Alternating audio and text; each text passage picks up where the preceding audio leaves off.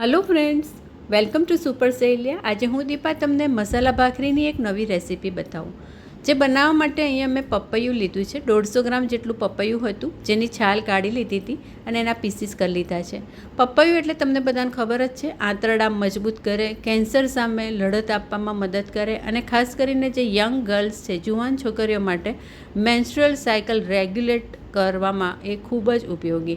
ઘણા બધા એના ફાયદા જોતા જ્યારે માર્કેટમાં જોઈએ ત્યારે એને જુદી જુદી રીતે આપણે ખાવું જોઈએ યોગ્ય પ્રમાણમાં. આજે એની ભાખરી બનાવવાના છે, જેના માટે મેં પીસીસને સરખી રીતે ધોઈ કુકરમાં આ રીતે વરાળે બાફવા મૂકી દીધા. 4 વિસલ થવા દેવાની છે. 4 વિસલ થઈ અને પછી કુકરનું ઢાંકણું ખોલી અને એકલા ટુકડા ટુકડા સરસ બફાઈ ગયેલા આપણે લેવાના. પાણી બિલકુલ નથી, કેમ કે આપણે જે પપૈયા જે છે એને આ રીતે પીસીસને વાડકામાં લઈને એને ઢાંકી દીધું હતું, એટલે વરાળે સરસ બફાઈ ગયા છે. અંદર પાણીનો ભાગ બિલકુલ ગયો નથી. આ બોઇલ કરેલા જે પપૈયાના પીસ છે એને એક આ રીતે આપણે લોટ બાંધવા માટે એક કથરોટમાં કાઢી લઈશું. એને સ્મેશ કરી દઈશું. મોટા મોટા રેસા હોય તો માવો થયા પછી એને હાથેથી જ કાઢી લઈશું અને એકદમ બારીક રેસા હોય તે રહેવા દેજો. એનાથી આપણું જે આંતરડા છે એ વધારે મજબૂત થાય, ફાઇબર મળે બોડી માટે, કબજિયાત વગેરે દૂર કરવામાં હેલ્પફુલ. તો જો સરસ એનો માવો તૈયાર થઈ ગયો છે, બફાઈ ગયો હોય એટલે એનો માવો સરસ તૈયાર થઈ જ જાય.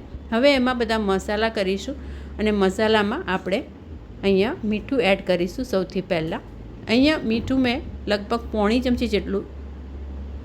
મસાલા બધા જ આગળ પડતા એટલે કે જે લોટ એડ કરવાના છે ભાખરી બનાવવા માટે, એ લોટના ભાગના પણ અત્યારે પપૈયામાં જ કરી દેવાના છે. મીઠું એડ કર્યા પછી અહીંયા અડધી ચમચી જેટલી આપણે લાલ મરચું એડ કર્યું છે. મરચું તમારે તીખું ખાવું હોય એ રીતે. ધાણા જીરું અડધી ચમચી જેટલું, હળદર 5 ચમચી જેટલી અને અહીંયા થોડુંક મેં 2 થી 3 ચપટી જેટલો એડ કરવાનો છે આપણે આમચૂર પાવડર, જેનાથી થોડી ટેંગીનેસ આવશે, કેમ કે પપૈયું કાચું પપૈયું થોડું સ્વીટ લાગતું હોય છે એટલે. અને અહીંયા 2 ચમચી ભરીને તેલ એડ કરી દેવાનું છે. 2 ટીસ્પૂન તેલ એડ કરીશું અને બધું જ મિક્સ કરી દઈશું. આ જે મસાલાની પેસ્ટ છે એમાં જ હવે આપણે જેટલો લોટ સમાય એટલો એડ કરીશું. માપનો આઈડિયા આવે એટલે મેં તમને બતાવ્યું. અડધો કપ પેસ્ટ છે, અહીંયા 1 કપ છલકાતો એવો ઘઉંનો લોટ લઈ લઈશું. જે પેસ્ટ હોય એનાથી લોટ જે છે એ આપણે ડબલ લેવાનો છે.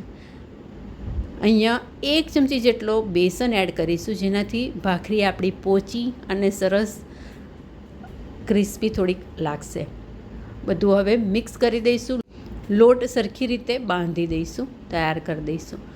આજે ભાખરીનો લોટ જે છે એ સાધારણ કઠણ બાંધવાનો છે, વધારે પડતો કઠણ પણ નથી બાંધવાનો, પણ જે પરોઠાનો હોય એના કરતાં થોડો ટાઈટ રહે એ રીતે. આ રીતે તમે માપ લેશો તો પરફેક્ટ આપણને જોઈએ છે એવો લોટ તૈયાર થઈ જ જશે. જેટલી પેસ્ટ બની હોય એનાથી ડબલ લોટ અને 1 ચમચી જેટલું બેસન એડ કરી દેવાનું. That's all. હવે આપણે ચાલો થોડુંક તેલ હાથેથી લઈ અને મસળી લઈએ, એકદમ સ્મૂધ લોટને કરી લઈએ. લોટને જેટલો મસળશો એટલી સરસ સુંવાળી આપણી ભાખરી બનશે. હવે આપણે જે આ લોટ છે એને ઢાંકી દઈશું 10-1 મિનિટ માટે, એને રેસ્ટ કરવા માટે મૂકી દઈશું. તો ફ્રેન્ડ્સ, આ મસાલા ભાખરી છે એ પપૈયાની અને ટ્રાવેલિંગમાં બેસ્ટ છે. તમે કેરી કરી શકો છો અઠવાડિયા સુધી, એવી જ રહેશે. બિલકુલ પાણીનો ઉપયોગ નથી કર્યો અને લોટ બાંધ્યો છે. હવે આપણે ચાલો એના એક સરખા લુવા કરી દઈએ. અહીંયા લગભગ 8 લુવા થશે. 1 કપ છલકાતો એવો ઘઉંનો લોટ અને અડધો કપ જેટલી પપૈયાની પેસ્ટ, 1 ચમચી જેટલું બેસન, 8 ભાખરી મીડિયમ સાઇઝની થોડી જાડી એવી વણવા માટે લુવા આપણા તૈયાર છે.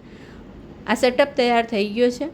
તવી જોઈ શકો છો ગેસ ઉપર, જેને આપણે મીડિયમ ફ્લેમે ગરમ થવા માટે મૂકી દીધી છે. આટની વેલણ લઈ લઈશું. તેલ અને શેકવા માટે જારો, થોડો પહોળો ચમચો લેવો એટલે ભાખરી સરસ આપણે શેકી શકીએ. હવે અહીંયા મીડિયમ સ્લો ફ્લેમ કરી દીધી છે. થોડી જાડી ભાખરી વણી અને એની ઉપર થોડા ફોર્ક કે પછી ચાકુથી થોડા એની ઉપર હોલ્સ આપી દઈશું, એટલે ભાખરી આપણી ફૂલે ના અને સરસ ફ્લેટ શેકાઈને બિસ્કિટ જેવી થોડી બને. તો જુઓ, થોડી જાડી એવી ભાખરી તૈયાર થઈ ગઈ છે, જેને હવે આપણે થોડા એની ઉપર હોલ્સ કરી દઈએ. ચાકુની મદદથી આ રીતે થોડા થોડા લીટા ખેંચી રહી છું અને હવે એને શેકવા માટે તવી ઉપર ગરમ થયેલી તવીમાં લઈ લઈશું. મીડિયમ સ્લો ફ્લેમે એને સરસ ગોલ્ડન બેઉ બાજુથી કરવાની છે. તો ફ્રેન્ડ્સ, ઝટપટ બની જાય એવી આ ભાખરી કંઈક નવી લાગશે. નાસ્તામાં, બ્રેકફાસ્ટમાં, લંચ, ટિફિનમાં કે ટ્રાવેલિંગમાં પણ સાથે લઈ જઈ શકાય. ચુંદા સાથે ખાવાની એકદમ મજા આવશે. એક નવા ટેસ્ટમાં આ ભાખરી, અને એ પણ હેલ્થ માટે એકદમ બેસ્ટ. જરૂરથી ટ્રાય કરજો. ભાખરીનું પડખું એક બાજુથી આછું ગુલાબી કલરનું શેકાઈ જાય તે દરમિયાનમાં આપણે બીજી ભાખરી પણ વણી લઈશું અને ઝટપટ આપણે આપણું કામ આ રીતે પતાવીશું. હવે જુઓ, એક બાજુનું જે પડખું છે એ સરસ ગુલાબી કલરનું થઈ ગયું છે, આછું ગુલાબી, એટલે એને હવે આપણે પલટાવી દઈશું. એ દરમિયાનમાં મારે બીજી ભાખરી પણ વણાઈ ગઈ. બીજી બાજુનું પડખું જે છે હવે થોડું વધારે ગુલાબી કલરનું થવા દઈશું. એ દરમિયાનમાં આપણે બીજી ભાખરી વણીશું. આમ બેઉ બાજુ કામ સાથે કરતા જઈશું તો ઝડપથી આપણું કામ પતશે. જુઓ, સરસ ઘેરું ગુલાબી પડ થઈ જાય એટલે આ રીતે અડધી ચમચી જેટલું તેલ મૂકી અને એને સરસ ગોલ્ડન શેકી લેવાની. આ પહેલી ભાખરી છે એટલે તેલ થોડુંક મેં વધારે મૂક્યું. પછીથી વધારે તેલ નહીં મૂકો તો બી ઓછા તેલમાં સરસ આ રીતે શેકાઈ જશે. બધી ભાખરી આ રીતે આપણે તૈયાર કરી લેવાની છે. તો ફ્રેન્ડ્સ, નવા ટેસ્ટમાં આ ભાખરીની રેસીપી ચોક્કસથી ટ્રાય કરજો. મોટાભાગની બધી જ ભાખરી જોઈ શકો છો મેં બનાવીને તૈયાર કરી લીધી છે. ભાખરી બનાવીને આ રીતે વાયરના રેક ઉપર રાખતા જવું એટલે એમાં બિલકુલ જ ભેજ ન રહે. અને ફાઇનલી ભાખરી જ્યારે બધી જ આપણે તૈયાર થઈ જાય પછી પણ એને થોડી પહોળી છૂટી છૂટી એક સ્વચ્છ કપડામાં મૂકી દેવાની, એટલે એનું બધું જ જે વરાળ હોય એ બધી નીકળી જાય અને લાંબો ટાઈમ સુધી એને સાચવી શકાય.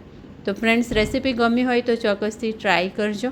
જોતા રહેજો સુપર સહેલિયા. ઘરના જ મસાલામાંથી નવી નવી રેસીપી જોવા હજી સુધી ચેનલને સબસ્ક્રાઈબ ન કરી હોય તો ચોક્કસથી સબસ્ક્રાઈબ કરજો. જુઓ, બધી ભાખરી તૈયાર છે ને મેં એને પહોળા કપડામાં આ રીતે પાથરી દીધી છે એટલે એકદમ એની વરાળ બધી દૂર થઈ જાય. ચુંદા સાથે અને એકદમ સોફ્ટ આ ભાખરી ખાવાની બહુ જ મજા આવશે. તો ફરી એકવાર યાદ કરાવું, ચેનલને સબસ્ક્રાઈબ ન કરી હોય તો ચોક્કસથી કરજો. Thank you.